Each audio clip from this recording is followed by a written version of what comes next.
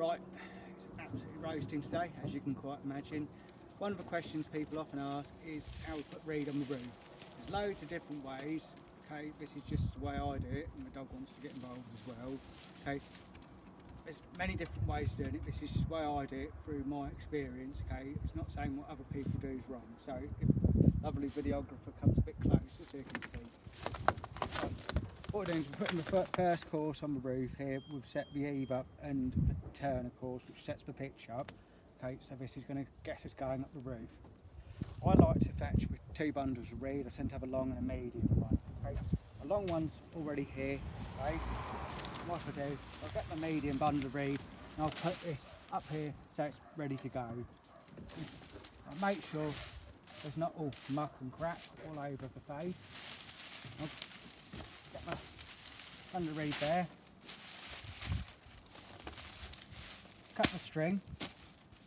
Pull the string out because we don't want in 20 years time bits of red string everywhere. I'm going to roll this out almost in half.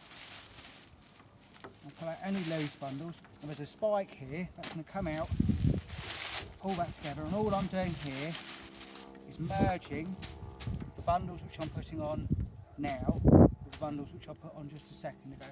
Get my next bundle, pop that on top,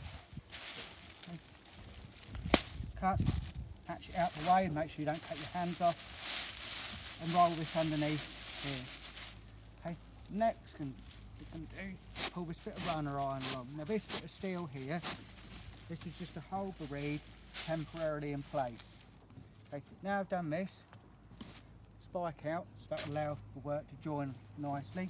I'm going to use my hand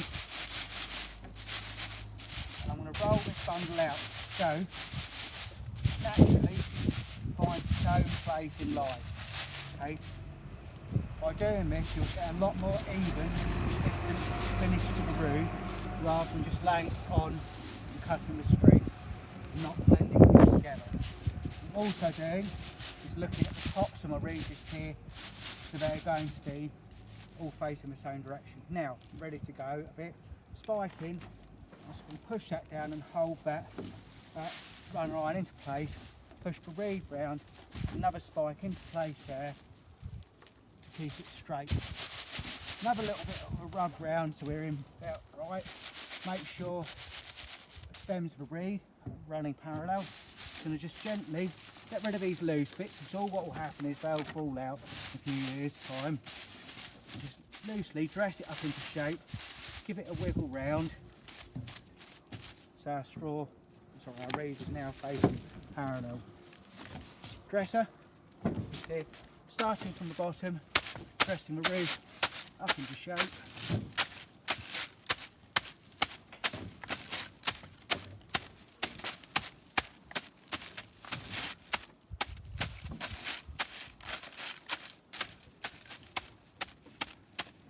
Right, so that's 3/4 of the way in place, okay? One of the most important things though is to make sure that the reed's going to be tight. There's no point putting it on there just dressing it up and spiking because there's no real tension in there at the moment. Okay, all what will happen is we'll fix it down in the future and I don't know, 20 years down the line it'll end up dropping out. So, I'll get some more spikes. Okay, what I'm now doing is pushing this up to get a nice even finish on here. Okay, making sure my reeds are marrying in together nicely. Push this spike in there, link it up.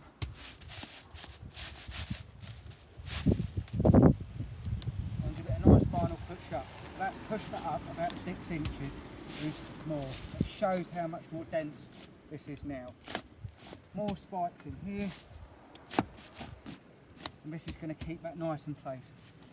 And get the next spike, push that in that side, and that helps to keep the reed straight. Okay, I don't want it swaying one way or the other because that shows more face and will make it wear out faster. Then pull these last few strands out, any rubbishy bits. And now we're going to give her a final dress up into shape. And we're looking pretty good. Now, what we don't want is to have a load of coarse lines, okay? It never looks good, okay? Always tell when a job's not been done properly when it's full of lines. So what I'm going to do, pull the top of the previous course out, okay, and that's going to then help that merge in my next course.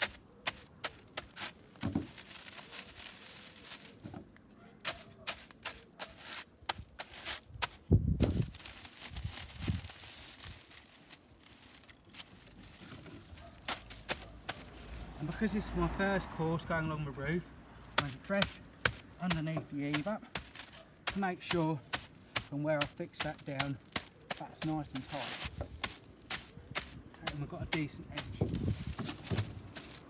Now what will happen then, once I've gone all the way along, is I'm going to fix this with some steel rod and some spikes. Okay. If the cameraman comes round this way, and come round this angle, this piece of steel here, this lower piece, is what's holding the reed on. Okay, and you can see from here you've got a good 6 inches worth of covering over that fixing. That is what is keeping the roof from wearing out. This top layer just here, once I've fixed it, will come out.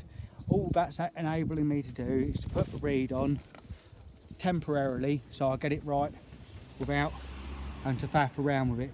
I find this temporary fixing then permanently fixing way is the best way, because it allows the reed to marry in together nicely, and you're not sitting there just whacking the bundles all up together where it just becomes too tight and it kind of blends in all together quite nicely. So I only got about I don't know, about another 1,000 odd bundles to put on here, and this side will be complete. I want to enjoy the rest